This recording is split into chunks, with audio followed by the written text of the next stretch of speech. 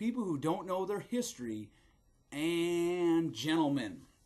What I'm going to examine in this video, a claim I've seen made by numerous progressives, such as the fake doctor from Chicago, McStupidX, old brown teeth out there in Granada Hills, California, who doesn't brush his teeth, and Paul Krugman, have all made this claim that 1950s were so much better, and it's mainly because of the personal income tax rates. They were so high, and the nation was so much better. And when the evil Reagan convinced those House Democrats to pass legislation lowering the top personal income tax rate from 70 to 28%, the end was nigh.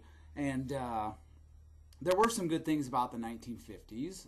Culturally, I think we were better off. As far as, I'm not saying the government should force us back into that culture via social engineering, not that the government's opposed to using social engineering, but people were more responsible and family oriented. So there's a lot of things they leave out, and they prey on the ignorance of a lot of people, mostly Obama supporters, who aren't too bright, and many of them have questionable hygiene as well. But we're going to go over several items here. Like I said, the 50s, there were a lot of good things about it, and they miss a lot of things which demolish their argument. We're going to go over several items here. First item we're going to cover is the out-of-wedlock birth rate and how it's trended since the 50s until now. Federal debt per capita, this is also adjusted for inflation, how it's trended from the 50s to today. Federal spending per capita, adjusted for inflation, how it's trended from the 50s until today. Federal transfer payments to individuals as a percentage of all federal spending, and in inflation-adjusted totals throughout various presidencies, all the way from the 50s until now. Means-tested, so-called means-tested entitlement spending.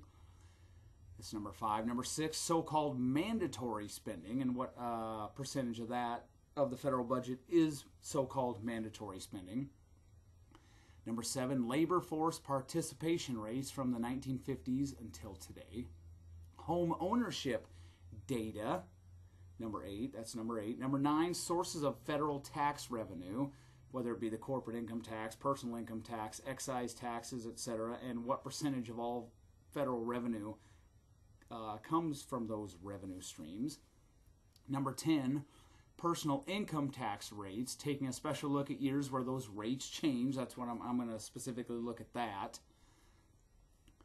Under Kennedy, or shortly after Kennedy was assassinated, they were changed. Shortly after Reagan got in office, they were changed several times. Even George Herbert Walker Bush, Bill Clinton, George W. Bush, and even Hussein Obama. And number 11, various personal income tax data, dispelling certain progressive myths concerning personal income tax rates of the 1950s. So let's start with the out-of-wedlock birth rate first. Back in the 1950s, you might hear some clicking. I'm going back and forth between screenshots I've taken. Back in the 1950s, as you'll see, and most of the 60s, it wasn't until the late 60s, that the out-of-wedlock birth rate hit 10%. Now, I'm not saying if you have a child out of wedlock, the child's doomed if he doesn't have a father, but that's happening a lot more often today. And every child needs a father. I think even the most extreme idiots in the progressive camp will admit that. You can see how people were a lot more responsible. It didn't even hit 10% until the late 60s. Also the 40s, 50s, and most of the 60s.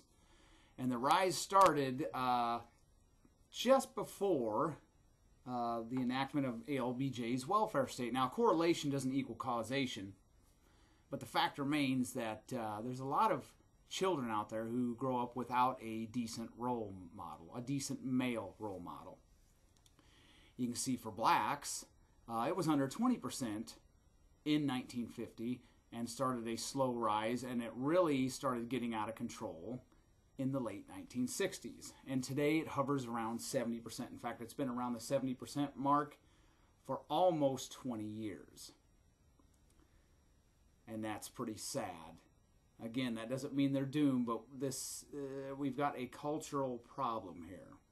And back in the 50s, as you'll see, we didn't have this massive welfare state. Hispanics are also pretty high. Theirs has been their rate has been rising. It was under 40% in 1990. Now it's well over 50%. Even for whites, it didn't hit 10% until just before Reagan got into office, and it's had a pretty steep rise. It's almost 30% now, hovering around that mark, and like I said, over 40% for all races. So we've got a huge cultural problem there. Another thing, births to unmarried women. This is some more specific data, and again, I have all the links underneath the video. You can look at them if you want, learn a little bit more. You can see what percent of all births were to unmarried women, and you can see back in the 80s and 90s, it was starting a monolithic rise, and it has basically continued all the way until today.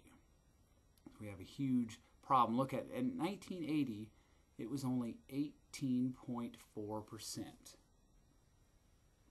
And the rate is substantially increased too, although that's gone down a little bit. Our birth rate has declined massively since the 1960s. So a lot of the women today, the births, there's a lot more of out-of-wedlock births and a lot less people having kids. So we've got a lot larger share of the children who don't have a good male role model. And I understand that some people cohabitate and the parents of the child are in the same house and not married, and that would be different. But if you can't make in my opinion, if you can't make the commitment to get married and raise a child together like that, I mean, okay, granted, marriage is just a piece of paper, but it's obvious we've got some cultural issues.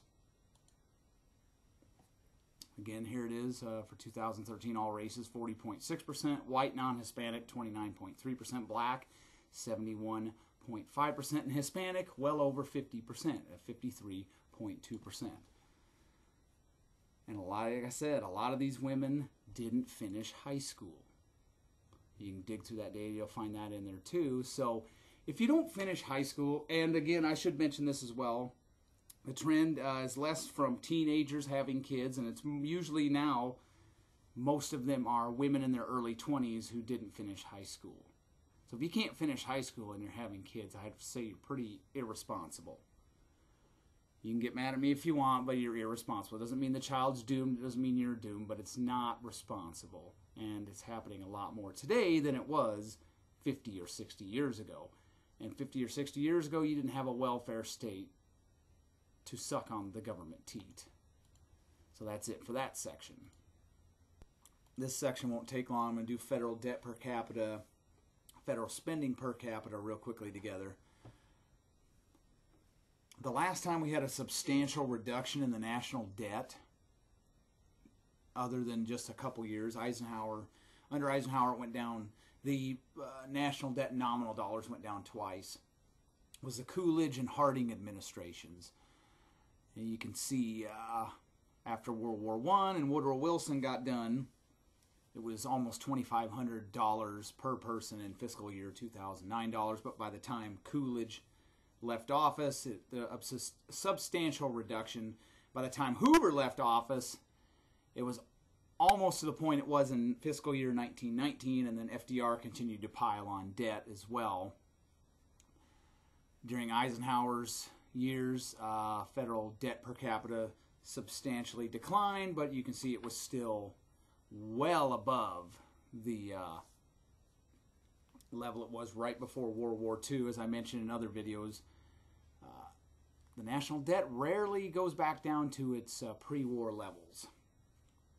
When Reagan entered office, Reagan and his Congress added a little over $9,000 of debt per capita in fiscal year 2009 dollars, and Obama and his Congress in just 4 fiscal years added more than Reagan and his Congress did in 8. Under Bill Clinton, you can see it didn't even go up $1,000. Part of this is, you know, we try to defend the entire world. I'm not going to try to get too long-winded on this section. And the welfare state, the warfare and welfare state are expensive. Social Security and Medicare are expensive, and the welfare state's expensive, so it's becoming harder for a president to balance the budget, especially when they all they do is talk about it. They're not serious about it. So again, Obama and his Congress in his first 4 fiscal years, 2010 through 2013, added more debt per capita than Reagan and his Congress did in 8. A lot of progressives don't like hearing that, but truth hurts. Federal spending per capita, again, you can see during the Harding and Coolidge administrations, it went down significantly. And then Hoover started cranking it up again. And you can see the World War II high of almost $8,000. When Eisenhower entered office, it was $4,400. That was his first full fiscal year was 1954. It was $4,406 when he entered office, $3,692 when he left. So he cut spending. He and his Congress cut spending significantly. The Democrats controlled Congress entirely from fiscal year 1961 through fiscal year 1981. You can see it went up well over $3,000 in that time frame. Didn't even have Medicare and the welfare state going for that entire time. So if they can't do it before the welfare state even started and before Social Security and Medicare were running off the rails, because back then the employee to retiree ratio was a lot higher. If they can't do it then, they're not serious about it. When Reagan entered office, he added almost $1,000 of federal spending per capita. Bill Clinton added just over $100. So Bill Clinton and his Republican Congress controlled spending well. Should mention, as I had before, under Bush, even before the bottom fell out of the economy, he and his Congress were cranking up spending. Didn't matter if the economy was good or bad. It started almost immediately. The war on terror is expensive. We've wasted a lot of money. I should also mention, when you average out federal spending per capita, when you average out, a lot of progressives are trying to make Obama seem like a penny pincher because he and his Congress actually lowered spending per capita. But if you average it out for his 8 years, it's going to end up a lot higher than Bush's was for 8. So they don't like to mention that either. So that does it for that part. You can see we're in deep trouble. During the 1950s, debt per capita was a lot lower. Eisenhower and his Congress took the initiative to substantially lower it. They didn't spend nearly as much, but this warfare and welfare state's expensive. So we're going to move on. The next section we're going to go over federal transfer payments to individuals. Again, I have all the data underneath the video. You can go look at this if you want to. Table 11.1, summary comparison of outlays for payments to individuals. This is off OMB Historicals. And it will be readily grasped that Washington has turned into a giant ATM machine. Outlays for payments to individuals. Okay, so you progressive idiots who might be watching, this is payments for individuals. Okay, morons, you listening? From fiscal year 1954 through 61, that's Eisenhower and mostly Democrat Congress most of the time. Federal outlays for payments to individuals, were 23.325% of all federal outlays. Not even a quarter. Still pretty high, but not even a quarter of all federal spending. And what else you need to pay attention to? Federal spending adjusted for inflation and on a per capita basis has increased massively since Eisenhower left. And you'll see these federal transfer payments are going up as a percentage of federal spending. It just means they are growing even faster than the federal budget. Amazing. So we're like, if someone talked about, well, like defense spending, it was only 10% of the budget under so-and-so and 9% under another person. Well, it could actually be a lot higher. It's just not growing as fast as the rest of the budget, or the budget overall. Reagan, fiscal years 1982 through 1989, federal transfer payments to individuals were almost half of all federal spending, 48.0125% of all federal spending. So that evil big spender Reagan, who hated the poor, and all he wanted to do was blow up the entire world with nukes. Huge portion of his outlays he had a Democrat House and a Republican Senate for 6 years and a Democrat Congress for 2 years. Massive increase. It more than doubled, so it's growing more than twice as fast as the rest of the federal budget between Ike and Reagan. Bill Clinton's tenure as president. Fiscal years 1994 to 2001. Outlays for payments to individuals, table 11.1, 59.4375% of all federal outlays. So, it continued to go up even though Clinton and his Republican Congress slowed the growth of spending. I've often mentioned that Bill Clinton, spending increases under Bill Clinton were adjusted for inflation only a third as large as George W. Bush's. So I guess Bill Clinton, wow, if you progressives out there who say government spending stimulates the economy, wow, Obama and Bush should have had a great economy. And I'm lumping these two idiots together because they're one and the same, and they're both morons. Fiscal years 2002 through the last fiscal year that just ended, back on September 30th, 2014, outlays for payments to individuals were 64.1%, almost two-thirds of all federal spending. Now, Washington is a giant ATM machine. That's all it is. Here we are. We're going to adjust this for inflation. This is on a per capita basis, but it's because I understand that, you know, as the population increases and more people are getting earned income tax credit, you're going to have more. So I didn't adjust it per capita, but you'll be able to ascertain that the spending increases have been huge. Fiscal year 1954 through 61, inflation-adjusted average outlays for payments to individuals were $114 billion.7875. Just over $114 billion, almost $115 billion under Ike. Under Ronaldus Magnus, it was almost $800 billion. It rose to $790.9125 billion per fiscal year. Billy Boy Clinton, the misogynist, Mr. Teflon, fiscal year 1994 through 2001, well over 1.2 billion these payments for individuals, over 1.227.05 billion per fiscal year.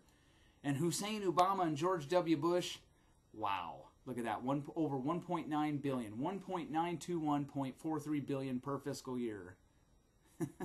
Which means it's well over 2 trillion now under Hussein. So, wow. The 50s were great, right? Okay, so the 50s were great, and we weren't even spending a quarter of outlays were payments to individuals, and now it has blown up to almost 2/3. So, yeah, the 50s were great in that respect because Washington wasn't an ATM machine back then. Wasn't perfect, but it wasn't an ATM machine. So you idiots who think the 1950s were great because per individual income tax rates, well, you're missing a lot. So, and the next section, going over means-tested spending. We're covering means-tested entitlements and what percentage of the federal budget it is. This is table 8.2. You'll have to forgive me as well. In the last section, I said billion a couple times when I meant to say trillion, but I'm sure you figured it out. And I edited this document, table 8.2, to bring the relevant columns together so you can see exactly how I did this.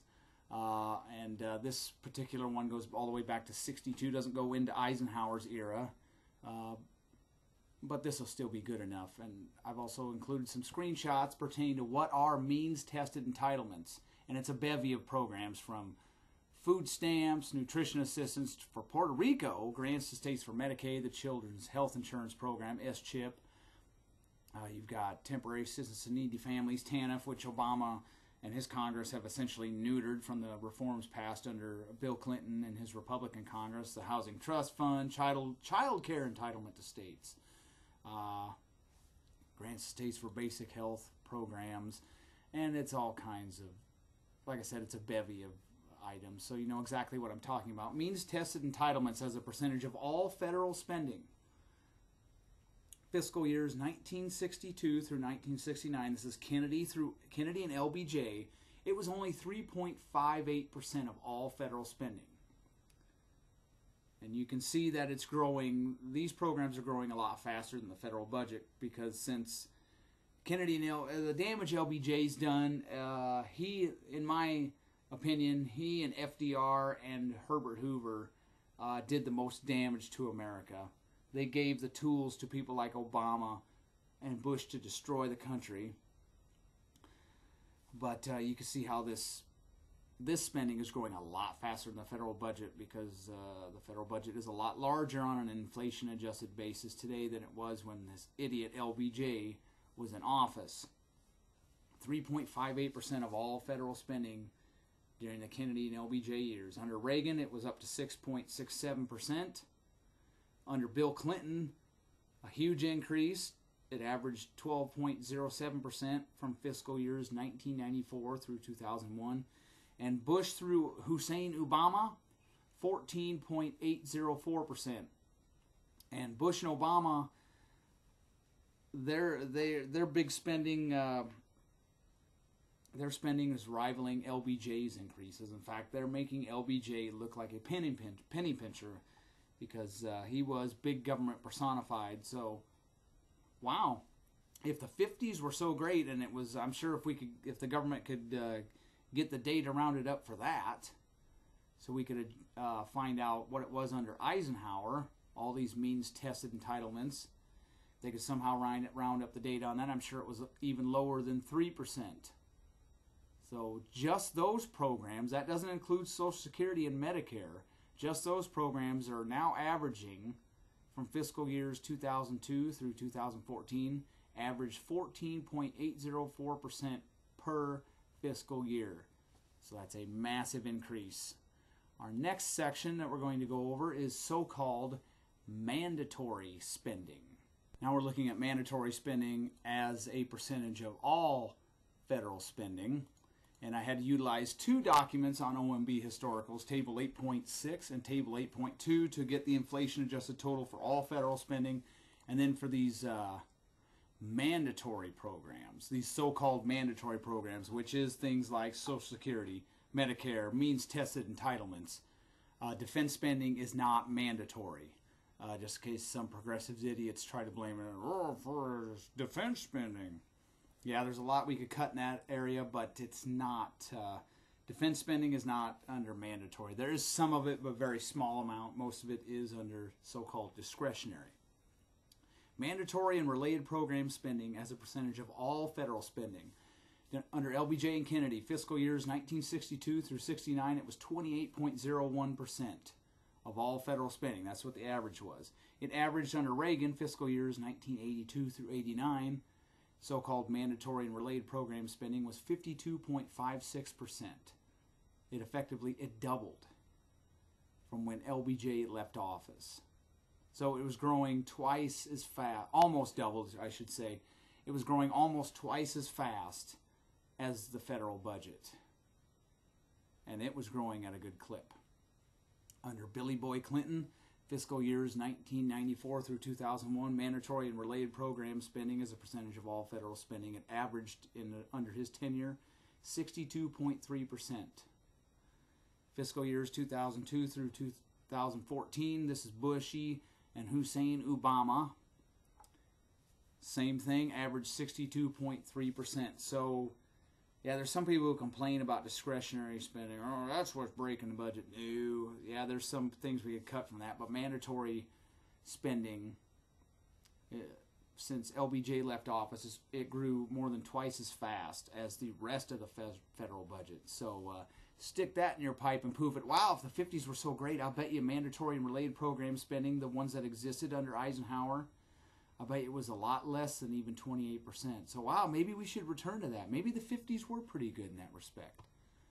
You see these people who make these statements, all they're doing is repeating talking points, whether it's the fake doctor, McStupidX, or that intellectual hillbilly, that senile hillbilly out in California, or Paul Krugman, who's an idiot. They don't look, they're counting on people being sheep, and there's a lot of sheep. Now we're going to go over labor force participation rates in our next section. This section shouldn't take long, folks. I've got several screenshots pertaining to the labor force participation rate, and then I'm going to put a clip of a video I've done, which I think explains a lot. Rather than having to repeat it again, I'm going to put a little section from a video I did a while back on the labor force participation rate, where I refuted a pretend doctor.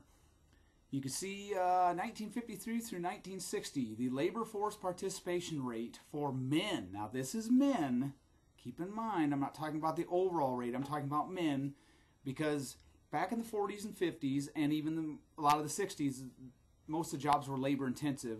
And I'm not being sexist, but most women can't do them. Most women are not physically equipped to go out and dig ditches or run heavy machinery. Not that they can't, some of them, okay? So don't get mad at me. That's why I'm focusing on men here. So the labor force participation rate for men aged 25 to 54 was always over 96.5% from 1953 to 1960. The low, it got down to about 96.5%, and for a lot of it, it was close to 98%. So you can see men were working. You fast forward all the way to 2001 through 2009. It's now spent most of that time under 91%. So you can see it fell significantly.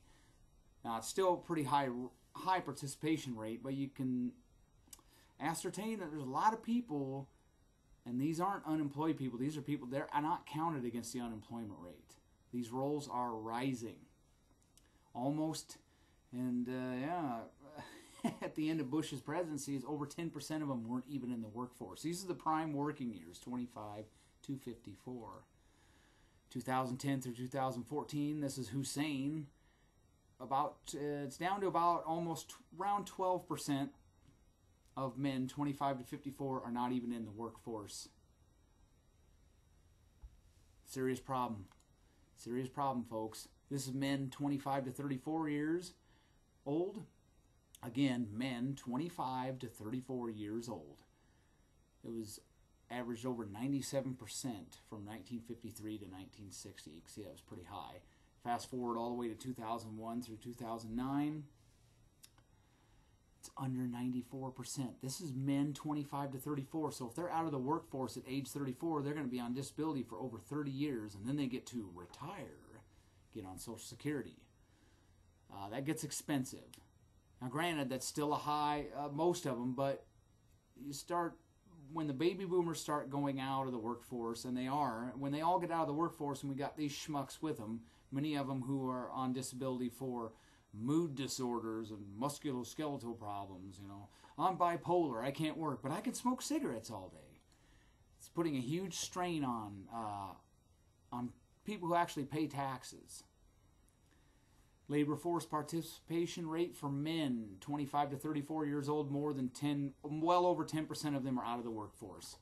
So congratulations, welfare state. Congratulations when Eisenhower and his Democrat Congress passed disability.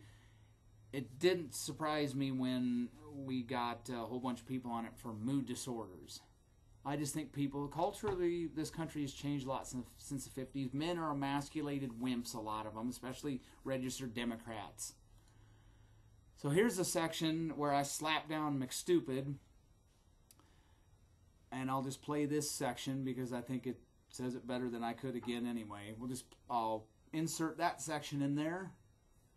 And you can listen to that and learn where I totally destroyed her. And she was trying to say the economy was great, and she left that labor force participation rate stuff out because her cut and paste sources don't tell her.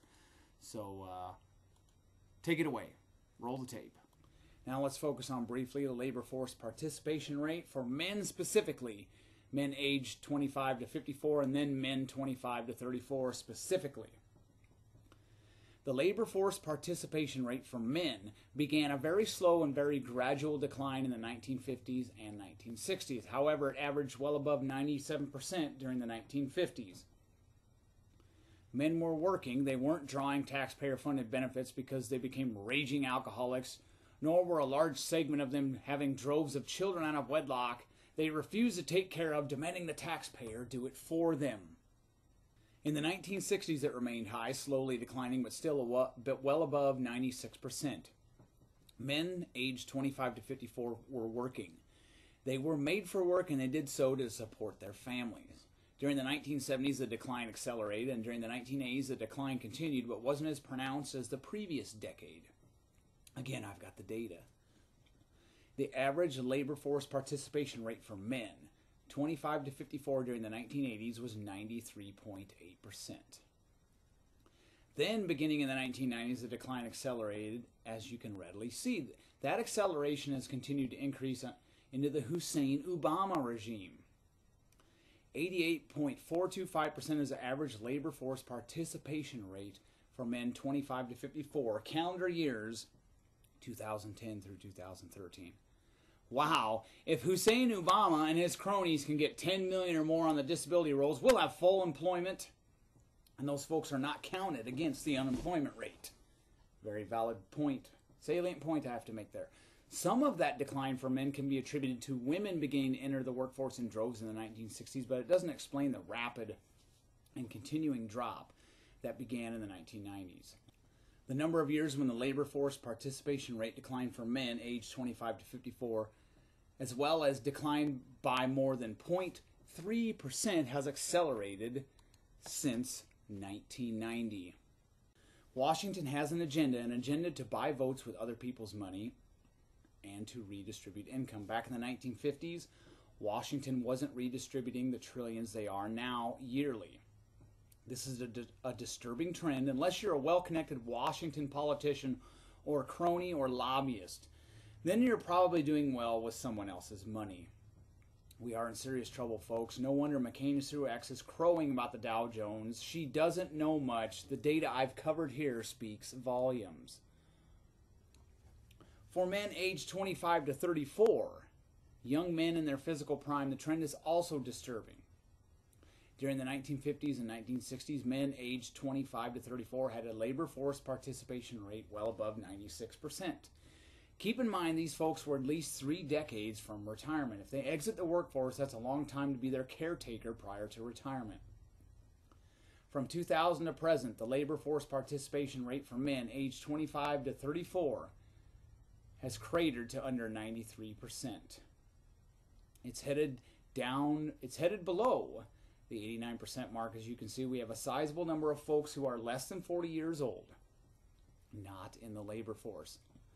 Again, Hussein's flaccid economy would be even worse if it weren't for a continuation of and an acceleration of people dropping out of the labor force. This is why McStupidX does simplistic, generalized videos. She doesn't know much, and she wants you to remain ignorant too. Now we're going to cover home ownership rates very quickly. Fannie Mae was around, it was created by FDR and his Democrat Congress, but it didn't have near the influence that the two GSEs have today. Freddie Mac was created under that dumbass Nixon and his Democrat Congress in the 70s, but it wasn't until George Herbert Walker Bush and his Democrat Congress in the 90s they opened the door for the government trying to help everyone realize the American dream, no matter the cost and no matter the credit rating and no matter the stupidity of people. Back from 1950 to 60, the home ownership rate rose substantially, and there was very little government intervention. HUD wasn't spending like a drunken sailor. In fact, I don't think HUD wasn't even around, Housing and Urban Development. So you can see with all this government intervention, it caused a housing bubble. They artificially stimulated the housing market because their goal is to help everyone realize the American dream, like I said, no matter what the cost. Back in the 50s, the home ownership rate was a lot lower than it is today. There's nothing wrong with renting. It was totally fine. You know, it's unconstitutional anyway, any federal intervention into community development or regional development or housing. But that doesn't stop them. By 2000, it had risen to 66.2%, and the government was, by this time, the government was seriously pumping up the housing bubble. However, after the housing bubble, now we're looking at the average in 2013 was a little over 65%. Now it's, for 2014, it was under 65%. So the housing home ownership rate is right at the same spot it was early in Bill Clinton's presidency. It hit a high under George W. Bush, got up to 69%, pushing 70%.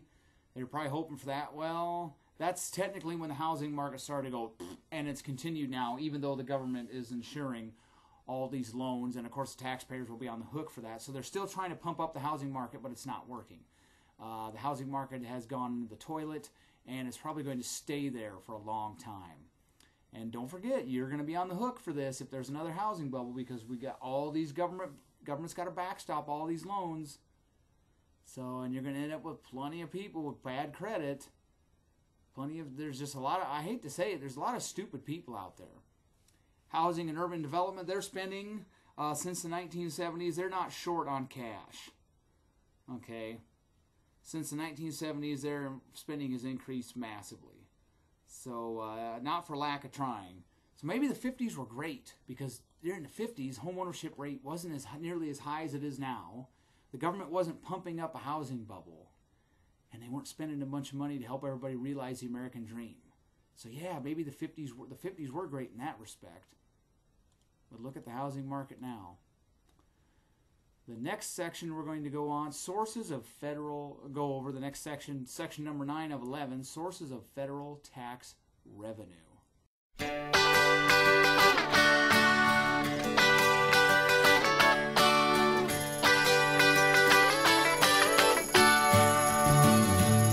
Well, it's all right.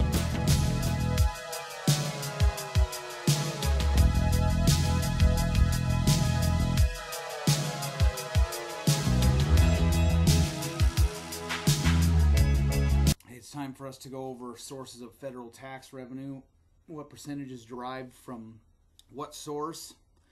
I set this up in a way to go with the trend of changing personal income tax rates, such as shortly after Kennedy was assassinated, shortly after Reagan got into office. And I've included George Herbert Walker Bush with the Reagan years, even though he did sign legislation raising taxes. And then Bill Clinton's Democrat Congress raised them, so I got his regime in one section. And then from 2002 to 2012, Bush signed legislation lowering the top income tax rate early in his presidency, and it stayed that way through fiscal year 2012. And then Hussein and his Congress came up with legislation that was passed putting the top income tax rate back, top individual income tax rate back where it was under Billy Boy, the same rate it was when Billy Boy Clinton left office, although the capital gains rate now is a lot higher than when misogynist Clinton left office. You'll notice a trend away from corporate income tax revenue. That's a favorite whipping boy of some progressives. Oh, these dang corporations are getting away. They're not paying their fair share, even though the top corporate income tax rate's been static for a long time at 35%. They're not paying their fair share. Well, long before Reagan's tax revolution, the percentage of federal revenue coming from the corporate income tax was plummeting. So I'm using table 2.2. Federal tax revenue sources, 1954, fiscal years 54 through 64.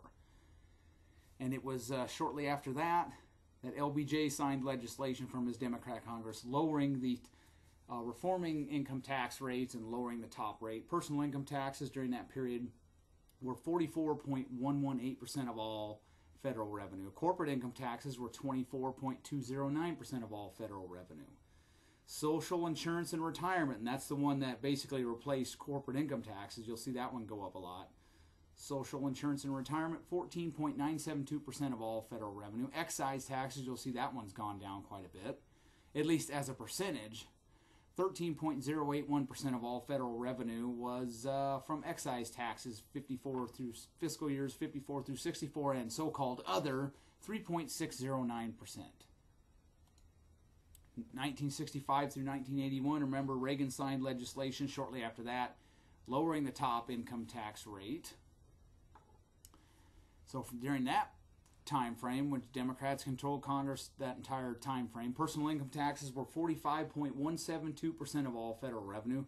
There you go. Corporate income taxes went down to 16.072%, and social insurance and retirement increased to 26.444% of all federal tax revenue. Excise taxes were 7.166% of all revenue. And during that period, fiscal year 1965 through 1981, other was 5.133%. Now we jump to fiscal years 1982 through 1993, where the top individual income tax rate varied from 50% all the way down to 28% with a 33% bubble, and then back up to 31% again under George Herbert Walker Bush. Personal income taxes were 45 during that period, fiscal years 82 through 93. Personal income taxes were 45.375% of all federal revenue. Corporate income taxes, 8.975%. You see that? It went down again significantly, continuing its massive decline. Social insurance and retirement spiked. Now it was 36.183% of all federal revenue. Excise taxes for a little over 4.4%, and other was exactly 5%. Now we jump to Billy Boy Clinton's presidency. He signed legislation early in his presidency raising the personal top individual income tax rate. Fiscal years 1994 through 2001, personal income taxes were 46.8% of all federal revenue. Corporate income taxes rose slightly to 10.625% of all federal revenue. Social insurance and retirement fell a little bit, but still pretty high, 34.45%. Excise taxes were a little over 3.7%. And other, from fiscal years 1994 through 2001, other was 4.375%. 4 3/8 of all federal tax revenue. Now, federal tax revenue sources, fiscal years 2002 through 2012. And remember, Bush signed legislation lowering the top individual income tax rate and lowering the capital gains rate.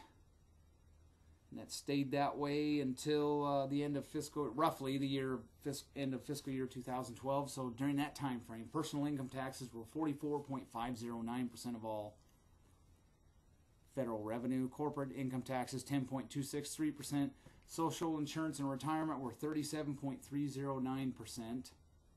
Excise was 3.2%, and other was 4.745%. So you can see from the 50s, big difference. You can see how social insurance and retirement have taken up a much larger percentage, roughly 2/3 since Eisenhower, 2/3 of all federal revenue since Eisenhower left office. When Eisenhower left office, it wasn't nearly that high. Now we go to this Hussein Obama, after he signed legislation raising the capital gains rate, raising the personal income tax rate. Again, they let it go back to what it was when Billy Boy Clinton left office. Personal income taxes were 46.8% of all revenue. Corporate income taxes only 10.25%, 10.25%. Social insurance and retirement 34.05%, so it's kind of stayed static around the 1/3 level.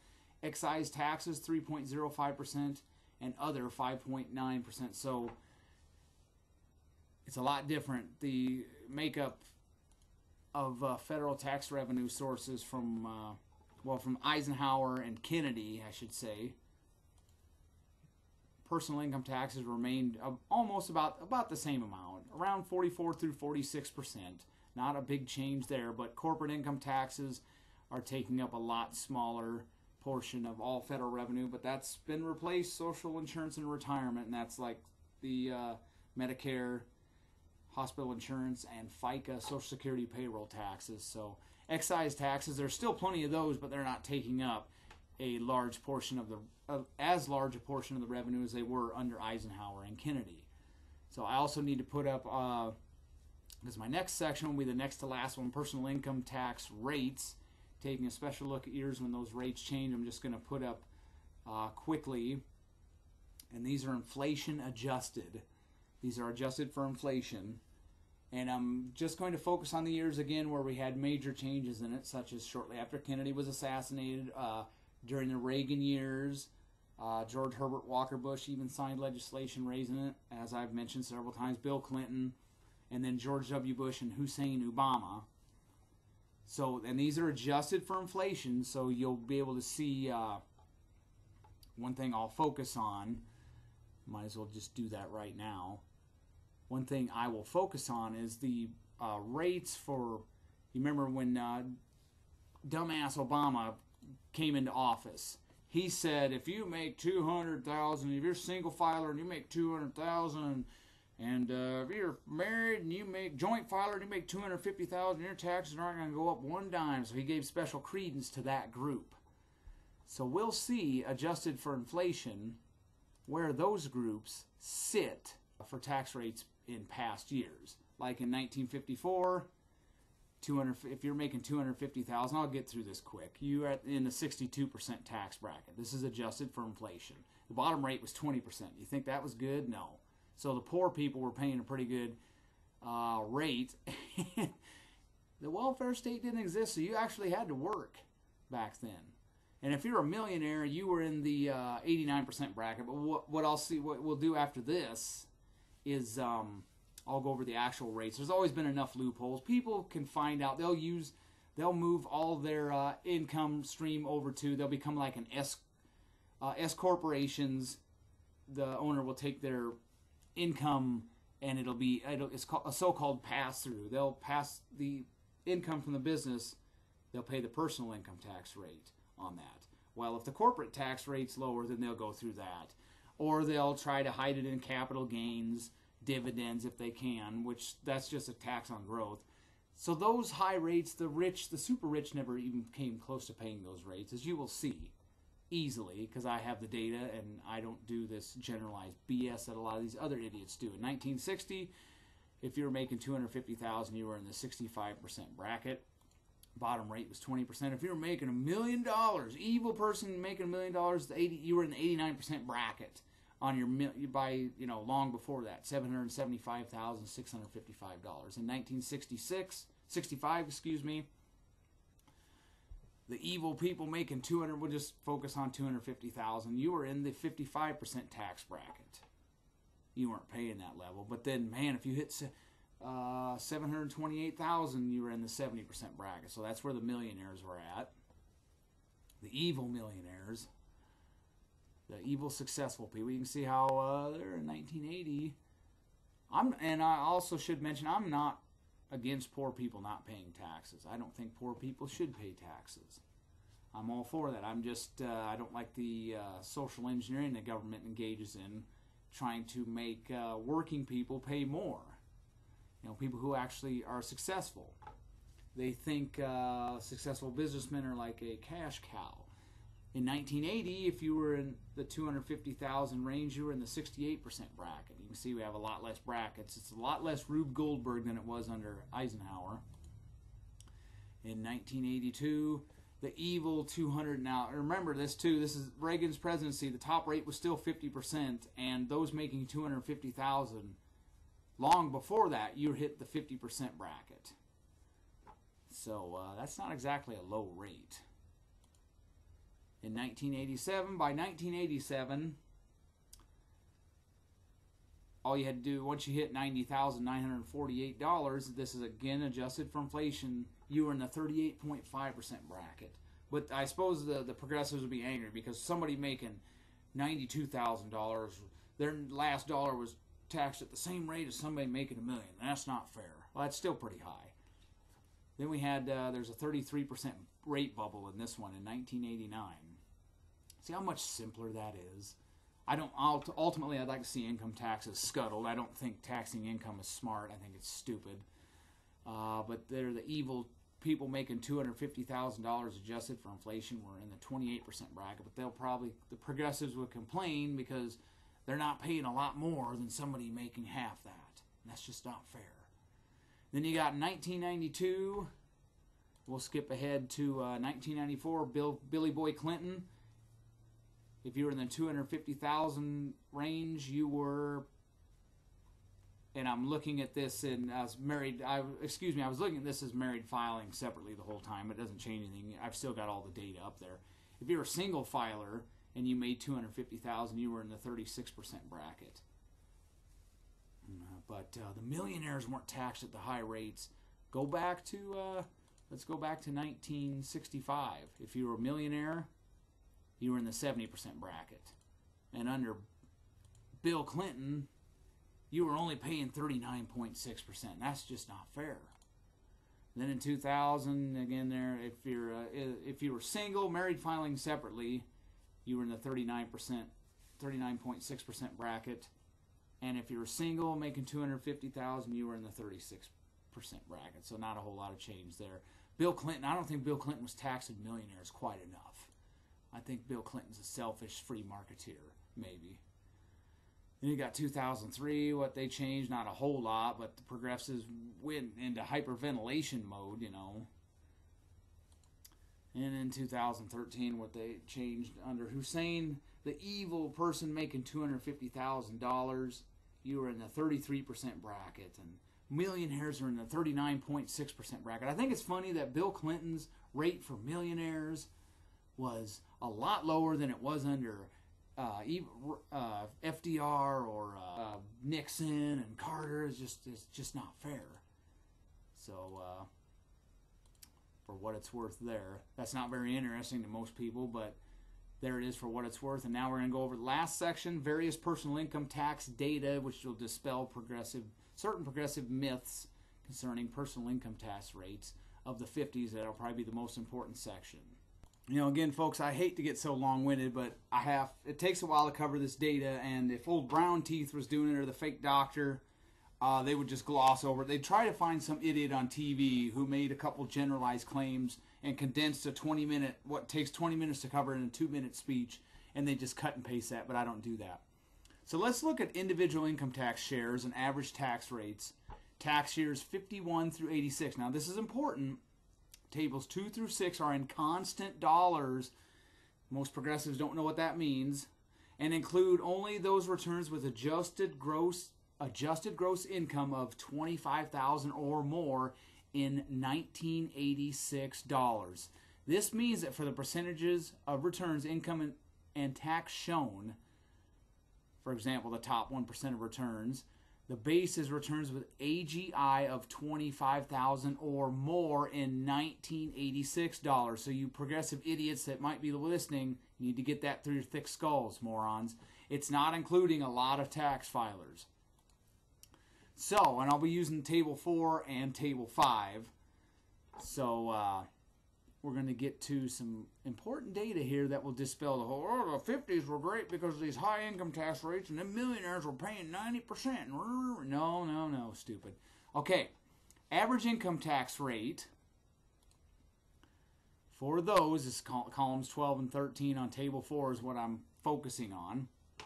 This is top 1% of returns, and this is, remember, they're only looking at incomes returns with $25,000 or more of adjusted gross income adjusted for inflation in $86. This is from 1951 through 86, but I'm focusing on 54 through 64 now because this is when the top tax rate, this is before the Democrat Congress and LBJ passed legislation honoring Kennedy because he wanted across-the-board tax cuts. So the average income tax rate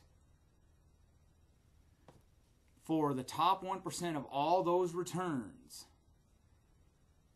You guys get it? Now pay attention. Average income tax rate percent for the top 1% of all returns with $25,000 or more in adjusted gross income, which is adjusted for inflation from 54 to 64.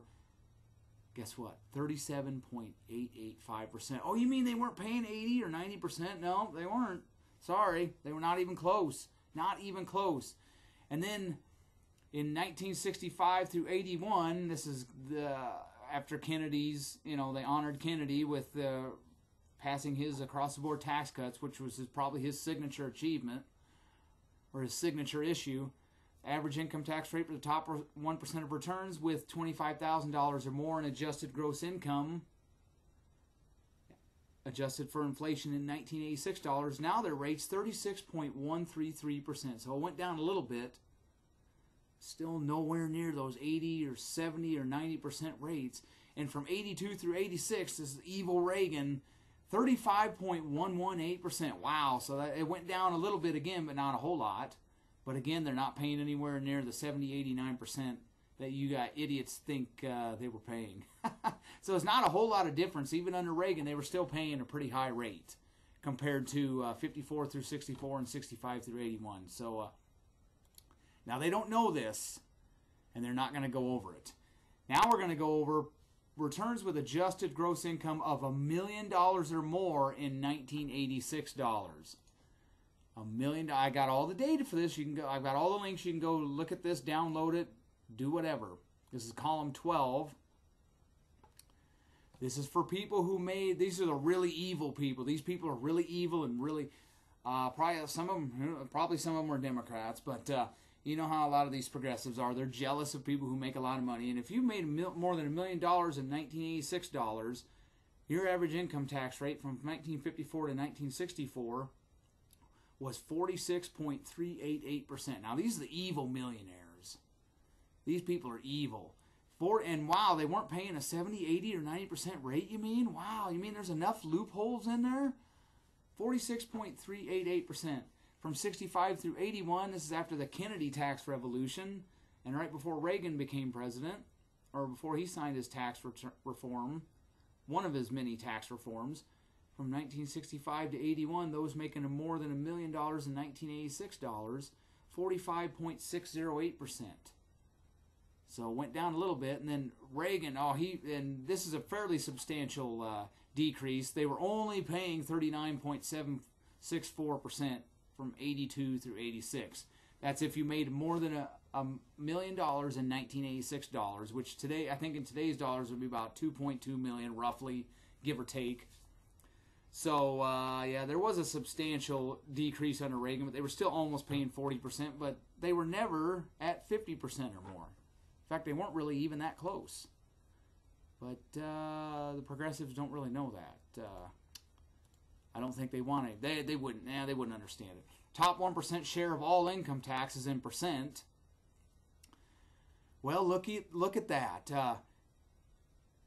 It's a lot higher now over the last decade than it was under Reagan, and they were paying a lot more under Reagan as a percentage of all. This is the top 1%. They were paying a lot more, higher percentage of all income taxes earned under Reagan than they were even under Eisenhower or Kennedy or LBJ. And then under Bush and Obama, they were paying a lot more, a higher percentage of all. This is the top 1% share of all of income taxes in percent. Pretty steady increase there. Again, I'll mention what I mentioned before. I'm not against poor people not paying. I'm all for poor people not paying taxes. But I don't like the income tax at all, and the social engineering the government tries to engage in via the tax code, which nobody understands. Might be some idiots that claim to understand it. Now let's look at historical effective tax rates 1979 through 2005. This supplement provides additional data on historical effective federal tax rates as estimated by the CBO for the years 1979 through 2005. The data presented in this report show aggregate income and federal taxes by source for various income groupings, including a finer disaggregation in the highest income percentile. And we're going to look at percentiles 99 point. We're going to look at the top 10th of a percent and the top 100th of a percent too. So you see those arrows over there? Percentiles 99.9 through 99.99. These are the evil, really evil, rich, successful people who should be ashamed of themselves. And the top 100th of 1%. I'm not sure if you can see that. You may have to enlarge your screen. The bottom quintile, under Ronaldus Magnus, their share of income, individual income tax liabilities, they became net receivers under Reagan. And the second quintile under Bush became net receivers. So they're not, the bottom two quintiles haven't been paying any taxes for well over a decade. So, you know, all this talk about, the poor pay, no. Maybe if you count all their excise taxes, they might pay something. Which, by the way, Obama signed legislation raising a bunch of excise taxes, and that usually hits poor people more than it does rich people. Poor people are more likely to smoke. It's just a fact. So, yeah, bottom two quintiles. And the second quintile, that's where the janitor McStupid's at. She doesn't pay taxes. So, 99.9 through the 99.99 percentile share of individual income tax liabilities, 1982 through 1993. Their share of all individual income tax liabilities, just that small group, was almost 6%, 5.991%. The top 100th of 1%. from 1982 to 1993. They paid their share of individual income tax liabilities was 3.966%, almost 4%. Now moved to 1994 through 2001. The 99.9 through 99.99 percentile, their share of all individual income tax liabilities, 9.025%. And the top 100th of 1%, same data for 1994 through 2001, their share of individual income tax liabilities was 6.162%. Just that small, that little tiny group. And it was a lot more than it was under Reagan, but they're still paying, Reagan and George Herbert Walker Bush, they're still paying a large amount for being a small group. Now the 99.9 through 99.99 percentile, same data for 2002 through 2005, their share of all individual income tax liabilities was 9.725%, and the top 100th of 1% was actually higher. Both those groups were actually higher than it was under Billy Boy Clinton. The top 100th of 1%, 6.775% of all individual income tax liabilities. Again, that was higher than it was under Bill Clinton. Ooh. Now we're going to look at effective individual income tax rates. Almost done here, folks. For those same groups. Those same two evil, huge groups there. And again, go look at the data for yourself if you'd like. This is their effective individual income tax rate. And did you also notice that, again, the bottom two quintiles for over a decade have been, their effective individual income tax rate's been negative. 99.9 through 99.99 percentile, effective individual income tax rate, 1982 through 1993 was 21.291%. And that's just not enough. Especially when, like I said, the bottom 40% are net receivers. The top 100th of 1%, their effective individual income tax rate, 1982 through 1993, was 20.858%. 99.9 through 99.99 percentile, same data. This is Bill Clinton's presidency. They were paying 25.525% was their effective individual income tax rate. And the top 100th of 1%,